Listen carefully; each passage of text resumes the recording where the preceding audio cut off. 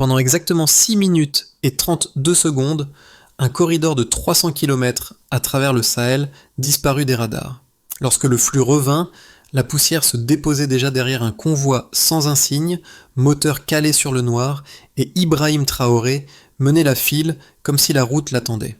Quelle séquence a échappé aux caméras, quelle décision a glissé entre deux battements de signal, et que dit-elle de la souveraineté quand elle cesse d'être accordée pour redevenir exercée ?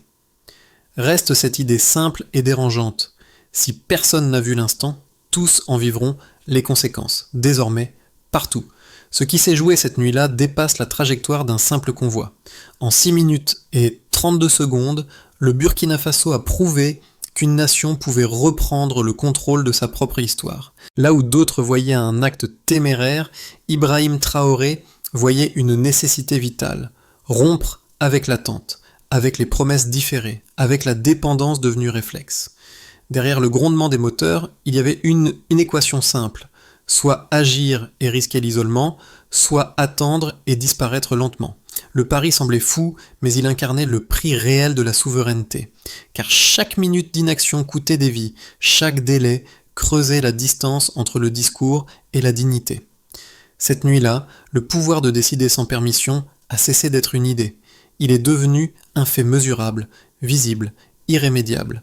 Et c'est peut-être là, dans le vacarme du silence retrouvé, que s'est ouvert le nouveau chapitre du Sahel. À 0,2 gazoro précise, les premiers moteurs se sont allumés. 23 véhicules sans insigne, sans transpondeur, ont quitté la périphérie de Ouagadougou pour traverser le Sahel, emportant un arsenal d'origine chinoise. Lance-roquettes à 70 km de portée, système de coordination intégré, convoi de munitions et de pièces de rechange. Le chiffre seul racontait déjà une bascule. 23, comme 23 déclarations d'indépendance roulant dans le noir.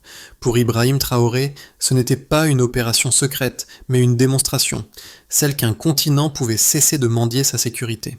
Pendant des décennies, chaque demande d'aide devait voyager vers le nord, Paris, Bruxelles, Washington. Les réponses m'arrivaient trop tard, ou pas du tout. Les villages brûlaient pendant que les diplomates débattaient des délais. Ce soir-là, personne n'attendait plus d'autorisation. Le capitaine observait la route. Calme, concentré, conscient que chaque kilomètre parcouru dans le silence était un refus. Ce convoi n'était pas une rébellion, c'était une équation de survie. Derrière l'acier se cachait une idée simple. La dépendance n'était pas un destin, mais un choix entretenu par habitude. Pour la première fois, l'initiative ne venait ni d'un sommet international, ni d'un traité, mais d'un fonds national de souveraineté financé par l'or burkinabé. Une infrastructure discrète, née du vide, laissée par les missions étrangères. Les analystes parleraient plus tard d'une violation de protocole. Pékin ne dirait rien. Mais au Sahel, chacun comprit le message. La souveraineté ne se demande plus, elle se prouve. Et dans la poussière qui retombait lentement sur les roues encore chaudes, commençait à s'écrire un récit que l'Occident n'avait pas prévu, celui où la survie remplace la soumission, et où le silence devient un langage d'émancipation. Dans le véhicule de tête, Ibrahim Traoré restait immobile, les mains posées sur la console radio sans la saisir. Son calme n'était pas indifférence, mais une forme de lucidité forgée dans les années d'attente. Il avait vu trop de promesses s'évaporer dans la chaleur du Sahel, trop de traités s'achever en ruine. Ce soir-là, il ne parlait pas de victoire, mais d'équilibre, celui qu'une nation retrouve lorsqu'elle cesse d'être spectatrice de sa propre défense. Derrière lui, 6 véhicules VN-22B transportaient des équipements d'appui-feu, protégés sous des bâches pour échapper aux satellites. Plus loin, 4 lanceurs SR5 et 2 transporteurs de commandement VV 551 maintenaient la formation. Chaque camion avançait dans la poussière lourde, chargé non seulement de métal, mais d'une conviction, celle que la dignité ne se délègue pas. Le silence qui régnait dans le convoi n'était pas celui de la peur, mais celui d'un peuple qui avait trop longtemps attendu la permission de survivre. Chaque kilomètre parcouru devenait un acte politique. Dans la mémoire d'Ibrahim Traoré, revenaient les voix des mères murmurant qu'on leur avait promis la paix. Elles lui rappelaient que les décisions n'avaient de valeur que si elles protégeaient les vivants, pas les principes. Et tandis que les moteurs ronronnaient, le capitaine comprit qu'il ne conduisait pas seulement des véhicules, mais une transition, celle d'un pays qui décidait enfin de défendre son propre avenir. La séquence s'était enclenchée comme un mécanisme patient, réglé sur la nécessité plutôt que sur la gloire. Le convoi d'Ibrahim Traoré, 23 véhicules en ligne, avançait sans phare, guidé par la seule mémoire du terrain. À chaque point de passage, un poste abandonné, un hangar vide, un écho des anciennes présences étrangères. Ce que les diplomates appelaient transition stratégique n'était plus qu'un paysage déserté. Pour les soldats, chaque mètre parcouru signifiait reprendre possession de leur propre géographie. Au centre de la colonne, les véhicules portaient des systèmes SR5, 4 lanceurs multiples d'une précision de 70 km. Autrefois jugés trop avancés pour des mains africaines, ils avaient été acquis grâce au Fonds national de souveraineté, alimenté par l'or du Burkina Faso et par les exportations agricoles. Rien n'était offert, rien n'était prêté. Tout avait été acheté, négocié, assumé. Cette indépendance économique, construite dans le silence, était devenue le moteur d'une indépendance politique. Ibrahim Traoré savait que le risque était immense. La moindre interception, le moindre incident diplomatique pouvait transformer cette nuit en prétexte d'ingérence. Pourtant, la décision était prise. L'attente coûtait plus cher que l'action. Derrière cette conviction se dessinait une vérité dure. Dans un monde où l'aide conditionne la souveraineté, ne rien faire revient à se désarmer soi-même. À mesure que le convoi progressait, les communications s'éteignaient. Les anciennes fréquences françaises, encore actives quelques années plus tôt, ne répondaient plus. Un silence total, traversé seulement par le souffle des moteurs. Dans cette absence de signal, Traoré lut une symbolique qu'aucun rapport stratégique ne pourrait traduire. L'Afrique cessait d'être observée pour redevenir visible à ses propres yeux. Quand les premières lueurs de l'aube effleurèrent Ouagadougou, les véhicules s'arrêtèrent dans un hangar fortifié. Les hommes, couverts de poussière, restèrent debout face au désert. Un jeune lieutenant murmura « Nous avons enfin quelque chose qui nous défend. » Ibrahim Traoré répondit doucement « Non, nous avons enfin le droit de nous défendre. » Cette nuance, à elle seule, résumait la doctrine à venir. Car cette nuit marquait plus qu'un déplacement de matériel. Elle transformait une dépendance en doctrine, une attente en volonté. Le Sahel, longtemps vu comme un espace d'assistance, venait de prouver que la souveraineté pouvait s'exercer dans le silence, sans drapeau ni fanfare. Et tandis que la lumière montait sur la plaine, les moteurs s'éteignirent un à un, laissant un silence plus dense que la poussière, celui d'un continent qui venait de réapprendre à décider par lui-même. L'acte de souveraineté posé cette nuit-là se mesurait aussi en données concrètes. Selon l'Institut international de recherche sur la paix de Stockholm, la Chine représentait déjà près d'un cinquième des importations d'armes en Afrique subsaharienne au moment où le convoi d'Ibrahim Traoré traversait le Sahel. En 2024, le Fonds national de souveraineté du Burkina Faso, moteur discret de cette opération, atteignait environ 250 millions de dollars alimentés par les revenus de l'or et des cultures d'exportation. Ces chiffres, modestes à l'échelle mondiale, traduisait pourtant un basculement. Pour la première fois, un État africain finançait seul sa sécurité. Avant la création de ce fonds, la dépendance coûtait plus cher qu'elle ne rapportait. Les missions occidentales, souvent présentées comme des partenariats, engloutissaient jusqu'à 40% des budgets de défense en dépenses logistiques ou en salaires de consultants. Désormais, chaque dollar investi restait dans le circuit national, chaque achat s'accompagnait d'une formation locale. Le retour sur souveraineté, bien que difficile à quantifier, devenait tangible. Plus d'autonomie opérationnelle, plus de rapidité de décision, plus de dignité dans l'action. Le delta entre dépendance et indépendance apparaissait aussi dans les temps de réaction. Sous assistance étrangère, une opération de sécurisation prenait en moyenne 15 jours à être autorisée. Avec la doctrine de la nécessité imposée par Ibrahim Traoré, ce délai chutait à moins de 48 heures. La différence de 13 jours équivalait, dans certaines zones rurales, à des centaines de vies épargnées. Ces chiffres, pour froids qu'ils paraissent, dessinaient une logique de survie. 3 indicateurs dominaient les rapports internes. Le coût annuel des opérations, réduit de 27%, le taux d'autonomie logistique, passé de 12% à 58%, et la couverture territoriale sécurisée, augmentée de 35% en 18 mois. Chacun de ces pourcentages traduisait une forme d'émancipation mesurable, Mais au-delà des statistiques, c'est la corrélation entre discipline et résultat qui frappa les observateurs. Les forces du Sahel, jusque-là dépendantes d'expertise étrangère, atteignaient un taux d'erreur opérationnelle inférieur à 8%. C'est une baisse inédite. Les instructeurs burkinabés évoquaient un changement d'attitude.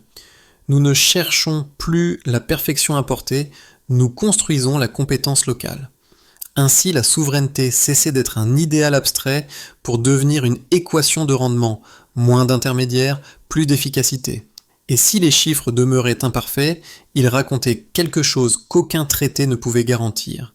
La certitude qu'une nation, même modeste, pouvait transformer sa dignité en résultat mesurable. Les critiques occidentales n'ont pas tardé. Pour beaucoup d'analystes, l'opération d'Ibrahim Traoré relevait d'une dangereuse dépendance envers Pékin. La Chine n'offrait pas la liberté, mais un transfert de tutelle. En multipliant les achats d'armes et les partenariats militaires, le Burkina Faso, disait-il, risquait d'échanger une dépendance visible contre une influence plus subtile, plus tenace. La souveraineté achetée pourrait se payer plus tard en loyauté exigée. Dans les cénacles diplomatiques, on parlait déjà de vassalité déguisée. Mais cette lecture, bien qu'appuyée sur une logique historique, ignorait la profondeur du contexte. Pour Traoré, le calcul était moins idéologique que mathématique. Lorsque l'aide devient conditionnelle, la survie devient rationnelle. Il ne s'agissait pas de choisir un camp, mais de redéfinir la capacité d'agir. Le partenariat avec la Chine ne reposait ni sur l'allégeance, ni sur la doctrine. Il reposait sur une transaction claire, du matériel contre paiement, pas contre permission. L'argument adverse, souvent répété dans les chancelleries, reposait sur une peur ancienne, celle d'un continent incapable d'autonomie durable. Pourtant, les faits contredisaient cette présomption.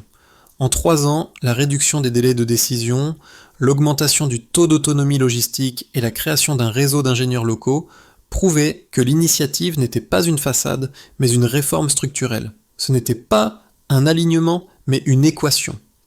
Là où l'Occident offrait des garanties conditionnelles, la nouvelle doctrine offrait des marges de manœuvre. La dépendance ne se mesurait plus à l'origine des armes, mais à la maîtrise de leur usage. Ibrahim Traoré l'avait dit clairement, la souveraineté n'est pas dans ce que l'on achète, mais dans le moment où l'on décide de s'en servir. Dans le Sahel, cette phrase sonnait comme un manifeste. Le contre-argument de la vassalité s'effondrait devant la logique du contrôle réel. Car ce que l'on possède sans permission finit toujours par changer la nature du pouvoir. Tout a changé en silence. Cette phrase, prononcée à mi-parcours du convoi, résumait la transformation invisible en train de s'opérer. Ibrahim Traoré savait que le véritable tournant n'était pas militaire mais symbolique. Le Sahel venait de passer d'une défense subie à une défense choisie. Dans les faits, rien ne semblait spectaculaire. Des véhicules, des cartes, des ordres transmis à voix basse. Mais dans la mémoire collective, un verrou venait de sauter, car ce que craignaient le plus les puissants extérieurs n'était pas une mutinerie, mais un précédent. Qu'un État ose agir seul et d'autres suivraient. Ce n'était plus un épisode isolé, mais une doctrine en germination. À Ouagadougou, la décision d'Ibrahim Traoré redessinait déjà l'équilibre de tout le Sahel, et dans la lumière tremblante de l'aube, un constat se formait. Le continent ne demandait plus qu'on le voie, il exigeait qu'on le regarde autrement. La souveraineté n'était plus une faveur diplomatique, mais une pratique quotidienne. À cet instant, sans discours ni drapeau, le silence du convoi devint un langage universel. Les conséquences de cette nuit ne se sont pas fait attendre. Au Burkina Faso, le changement fut d'abord perceptible dans les ministères. Moins de réunions interminables, plus de décisions effectives. Les fonctionnaires, longtemps habitués à attendre les approbations extérieures, découvraient qu'ils pouvaient enfin agir sans contre-cinq étrangers. Dans les casernes, la fierté remplaçait la résignation. Un sergent déclara « Nous ne combattons plus pour prouver notre loyauté, mais pour protéger nos propres frontières ». Ce glissement de perception, bien plus que les chiffres, définissait la véritable portée de la doctrine d'Ibrahim Traoré. Pour les nations voisines, l'exemple fit tache d'huile. Le Mali et le Niger, encore fragilisés par leur transition politique, observaient attentivement les résultats. Moins d'1 an plus tard, ils rejoignaient le Burkina Faso dans l'Alliance des États du Sahel, structure fondée sur la coordination défensive et l'autonomie logistique. Ensemble, ces trois pays représentaient désormais près de 40% du territoire sahélien et plus de 60 millions d'habitants, un bloc capable de peser sans se soumettre. Du côté des décideurs nationaux, la mutation fut intellectuelle. Les doctrines de sécurité n'étaient plus copiées des modèles occidentaux, mais adaptées au terrain. L'armée burkinabé mit en place un système d'évaluation fondé sur la rapidité de réponse et la préservation civile. En un an, les pertes collatérales diminuèrent de 28%. La discipline remplaçait la dépendance. Pour les nations donatrices, elles furent prises de court.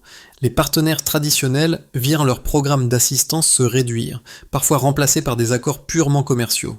La Banque mondiale s'inquiéta d'un effritement de la coopération. Mais pour Ouagadougou, ce retrait marquait la fin d'une ère, celle où la souveraineté se négociait sur contrat. Enfin, dans les communautés locales, le changement se lisait dans les gestes. Des écoles rouvrirent, reconstruites par des équipes locales, des marchés reprirent vie autour des anciennes zones de conflit. Les populations, autrefois spectatrices de leur propre insécurité, redevenaient actrices. Les mots d'Ibrahim Traoré circulaient de bouche en bouche. La souveraineté ne s'enseigne pas, elle se pratique. Au total, la doctrine burkinabé avait transformé une dépendance héritée en capacité mesurable. Ce que l'Occident qualifiait d'audace devenait, sur le terrain, un modèle. Le Sahel n'était plus seulement une zone à pacifier, il devenait un espace de décision. Et dans cette reconquête de soi, chaque pas comptait davantage qu'un traité. Les prochains mois décideront si l'audace d'Ibrahim Traoré deviendra modèle ou avertissement. 3 trajectoires se dessinent, chacune possible, chacune porteuse d'un enseignement. Scénario de base, la consolidation. Le Burkina Faso poursuit la ligne actuelle, production locale, discipline militaire, coordination au sein de l'Alliance du Sahel. Les infrastructures de maintenance se développent, les réseaux d'ingénierie gagnent en autonomie. Le risque d'isolement diplomatique demeure, mais le pays consolide sa souveraineté sans basculer dans l'affrontement. La stabilité reste fragile, mais le progrès devient cumulatif. Scénario optimiste, l'effet domino. Le modèle burkinabé inspire d'autres nations africaines. Des coopérations régionales émergent, fondées sur la mutualisation des ressources et la transparence des doctrines. L'Alliance des États du Sahel élargit ses fonctions, sécurité alimentaire, énergie, communication. La doctrine de la nécessité devient la doctrine de la discipline. Le Sahel cesse d'être un espace d'expérimentation pour devenir un laboratoire de maturité politique. Scénario critique, la rupture. Sous pression extérieure, les soutiens économiques se raréfient, l'entretien du matériel, évalué à plus d'1 milliard de dollars par an, devient un fardeau. Les voix critiques dénoncent un glissement vers l'autoritarisme. La communication internationale s'envenime. Dans ce cas, la logique de dignité se heurte à la logique de survie, et la jeune doctrine risque d'être instrumentalisée. Entre ces 3 voies, une constante demeure. La souveraineté a un coût, mais l'attente en a un plus grand. Ibrahim Traoré en a conscience. La force d'une nation se mesure non à la taille de son arsenal, mais à la clarté de sa volonté. Si la discipline tient, le Burkina Faso pourrait transformer son isolement en influence. Si elle faiblit, la conquête redeviendra fardeau. Dans les 2 cas, une question subsiste, suspendue entre prudence et espoir. La souveraineté africaine peut-elle devenir durable sans renier sa dignité ? Le véritable tournant ne se joue plus dans les salles du pouvoir, mais dans les esprits. Pendant des décennies, l'Afrique était décrite à travers des récits écrits ailleurs. Pauvreté, dépendance, instabilité. Ibrahim Traoré a renversé cette grammaire politique en introduisant un mot que peu de dirigeants osaient employer sans condition: responsabilité. Il n'a pas seulement parlé de souveraineté, il l'a exercé, et ce geste, plus que tous les discours, a changé le regard porté sur son pays. Dans les rues de Ouagadougou, les conversations ont remplacé les complaintes.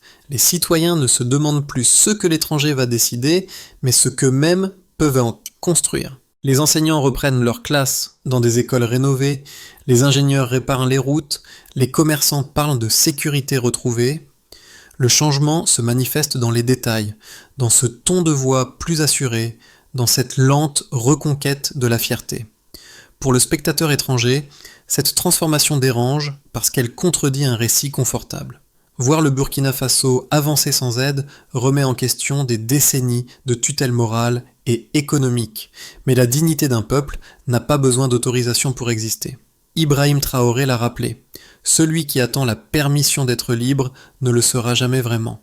Le message s'étend au-delà du Sahel. Il parle à chaque communauté qui s'est crue dépendante du regard des autres. La souveraineté commence quand on cesse de demander à être vu et qu'on agit pour exister. Au lendemain du convoi, Ibrahim Traoré n'a pas cherché à capitaliser sur l'événement, mais à l'institutionnaliser. Dans son bureau de Ouagadougou, il a signé une série de décrets qui transformaient la doctrine de la nécessité en plan d'action mesurable. Première étape, la création d'un centre de coordination stratégique chargé de superviser les opérations de défense et la formation des cadres locaux. Deuxième, un programme d'ingénierie militaire destiné à adapter les technologies importées aux réalités climatiques du Sahel. Troisième, la révision complète des procédures d'achat public afin que chaque dollar dépensé serve directement la souveraineté nationale. Le quatrième pilier reposait sur la transparence. Chaque mission devait être enregistrée, chaque erreur documentée. Nous ne craignons pas nos fautes, disait Ibrahim Traoré, nous craignons seulement de ne pas les corriger. Cette culture de la responsabilité fit école. Les rapports militaires furent publiés, les bilans discutés publiquement, et la confiance civile s'en trouva renforcée. Enfin, la cinquième étape visait à transformer la discipline défensive en moteur de progrès. Les fonds alloués à la sécurité servirent aussi à financer les routes, les écoles et les systèmes de communication. Car dans la vision du capitaine, la souveraineté ne se limitait pas à la défense, mais à la capacité d'un peuple à maintenir ce qu'il reconstruit. Ce plan exigeant mais concret redéfinissait la puissance en acte de constance. Il ne promettait pas la perfection, mais la persévérance, et c'est souvent cela, dans le Sahel, qui fait la différence entre survie et dignité. Lorsque le jour s'est levé sur Ouagadougou, la poussière du convoi s'était déjà déposée, mais son empreinte restait visible dans les regards. Ibrahim Traoré se tenait sur la terrasse du palais, observant la ville se réveiller. Il savait que la souveraineté n'était pas un triomphe, mais une vigilance quotidienne. Son esprit revint à cette nuit silencieuse où 23 véhicules avaient traversé le désert, non pour défier, mais pour se redéfinir. Ce souvenir, désormais gravé dans la mémoire du pays, servait de repère. Un jeune lieutenant, celui-là même qui avait murmuré « Nous avons enfin quelque chose qui nous défend », lui avait écrit « Capitaine, cette nuit-là, j'ai compris que nous n'étions plus des témoins. Nous étions devenus les acteurs. » Ces mots résumaient tout. La doctrine de la nécessité s'était muée en discipline de conscience. Ibrahim Traoré sourit puis dit à voix basse. La force d'un peuple ne se mesure pas à ce qu'il reçoit, mais à ce qu'il ose préserver. Dans ce murmure, le Sahel tout entier retrouvait sa respiration. Ce récit n'est pas une conclusion, mais une invitation. Si vous êtes arrivé jusqu'ici, c'est que quelque chose en vous a résonné avec cette quête de dignité. Ce que représente Ibrahim Traoré dépasse le Burkina Faso. C'est la conviction qu'aucune nation, aucun individu n'a à s'excuser d'exister debout. Le Sahel n'a pas attendu qu'on le félicite. Il a simplement choisi de continuer à avancer. Chaque partage, chaque mot laissé en commentaire devient un témoin de ce mouvement silencieux. Ce n'est pas une adhésion politique, mais une reconnaissance humaine, celle d'un peuple qui reprend la main sur son destin. Alors, avant de fermer cette page, prenez un instant pour écrire d'où vous lisez, ce que vous ressentez, ce que ce courage vous inspire. Car dans ces gestes minuscules s'écrit la grande histoire de la souveraineté retrouvée. Et si cette parole vous a touché, faites-la circuler, non pour la gloire, mais pour la mémoire.